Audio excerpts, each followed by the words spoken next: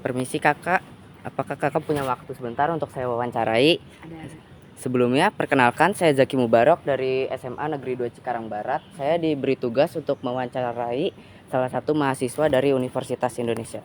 Coba kakak perkenalkan diri dan ceritakan sedikit tentang diri kakak serta peran kakak dalam organisasi. Oke, halo, perkenalin, gue Fatia Zulfa Fajar, biasa dipanggil Fatia. Di sini gue dari program studi Teknik Komputer UI angkatan 2022.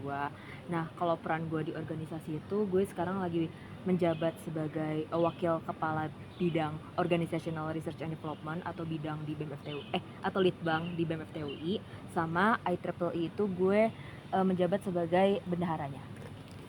Yang kedua, apa alasan dan motivasi kakak dalam memilih prodi ini? Jadi sebenarnya waktu itu gue pengen ilmu komputer, tapi entah kenapa gue kayak mikir, kan bedanya teknik komputer sama ilmu komputer itu, teknik komputer ada teknik elektronya, terus gue ngerasa itu lebih challenging, terus jadinya lebih seru, jadi gue memilih teknik komputer, tapi susah ternyata. Yaudah, lanjut. Berikutnya, bagaimana cara kakak untuk mengatur waktu?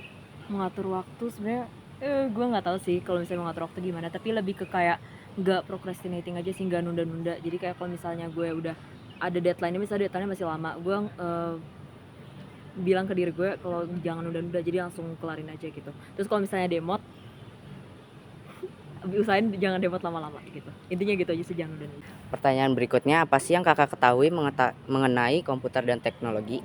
Sebenarnya technically menurut gue kalau komputer itu lebih kayak ke electronic tools buat ngeproses data, sedangkan kalau teknologi itu lebih ke tools buat mempermudah manusia gitu, kayak AI segala macam.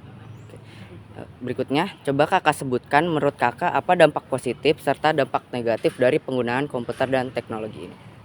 Dampak positifnya yang mempermudah manusia sih, tapi kalau misalnya dampak negatifnya lebih ke kayak kita jadi kadang nggak mikir dulu, tapi kita terlalu dependent ke AI atau ke teknologi. Jadinya kayak otak kita nggak dipakai, kadang itu sih menurut gue dampak negatifnya gitu. Oke. Dan itu bisa bikin otak lu jadi males mikir. Gitu dampak negatifnya. Yang terakhir, apakah rencana yang kakak miliki untuk 3 sampai 5 tahun ke depan? 3 sampai 5 tahun ke depan gue ngapain ya? Tunggu. Kan gue lulus insya Allah tahun depan. Iya nggak ya, tahun depan. Jadi kalau misalnya 3 sampai 5 tahun ke depan, insya Allah kerja sih, dan gue pengen di ranah cyber security, doain. Iya. Baik, terima kasih kak. Maaf mengganggu Iya, waktunya. aman. Oke. Makasih ya. Makasih banyak ya kak. Oke.